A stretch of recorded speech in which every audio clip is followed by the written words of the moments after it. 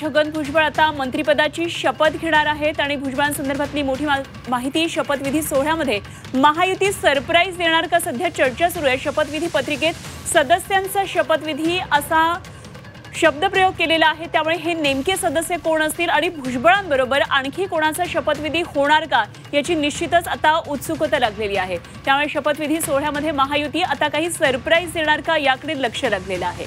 आणि या संदर्भात पुन्हा एकदा आपण जाऊया, आमचे प्रतिनिधी ओम देशमुख आपल्याबरोबर जोडलेले आहेत। ओम, जी मोठी आता आपण बातमी सांगितली आणि मघाशी आपण काही वेळापूर्वी याचा उल्लेख केलेला होता, या शपथविधीच्या पत्रिकेमध्ये सदस्यांचा शपथविधी, त्यामुळे अनेक वचन आहे, आणखी कोणी मंत्री असण्याची सुद्धा शक्यता, मंत्रिपदाची माळ कोणाच्या गळ्यात पडेल का अशी एक शक्यता आहे। काय नेमकी या संदर्भातली सध्या चर्चा, अपडेट काय येते? बाबा, जसं आपण काही वेळापूर्वी चर्चा केली होती की सदस्यांचा शपथविधी या शब्दामुळे कुठेतरी पुन्हा एकदा काही नवीन घडू पाहतंय का, नवीन काही असं काही सरप्रायझिंग एलिमेंट महायुतीकडनं पुढे आणला जातोय का, हा एक मुद्दा प्रकर्षाने समोर येतोय। भाजपचं एक आणि राष्ट्रवादीचं एक अशी दोन कॅबिनेट मंत्रिपदं सध्या रिक्त आहेत आणि खऱ्या अर्थानं त्या दृष्टीनं काही भाजपकडनं महत्त्वाचा चेहरा पुढे आणला जाईल का, कारण अनेक चेहऱ्यांची सातत्यानं चर्चा आहे।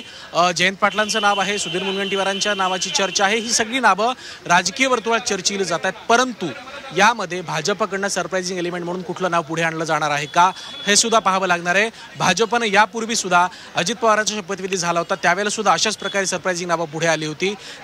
वळसे पाटील असतील किंवा तत्कालीन काळामध्ये भुजबळ असतील, या सगळ्यांचीच नावं पुढे आली होती। मात्र भाजपकडनं भाजपच्या कोट्यातलं जे मंत्रिपद आहे ते नेमकं कोणाला दिलं जाते आणि त्या संदर्भातला काही शपथविधी होतोय का हे देखील पाहावं लागणार आहे। एक महत्त्वाची बाब म्हणजे माध्यमांना सध्या तरी विधान भवनाच्या आतमध्ये शपथविधीसाठी प्रवेश दिला जाणार नाही असं सांगितलं गेले।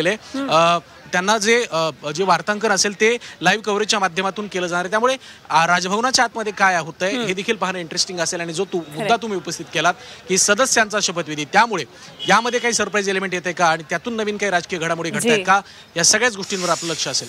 निश्चित ओम, या सर्व घडामोडींवर जरूर लक्ष ठेवून राहा, वेळोवेळी आपण चर्चा करूया, अपडेट माहिती आपल्याकडून जाणून घेत राहू। तुर्तास धन्यवाद दिलेल्या माहितीसाठी। ओम देशमुख आमचे प्रतिनिधी आपल्याबरोबर होते।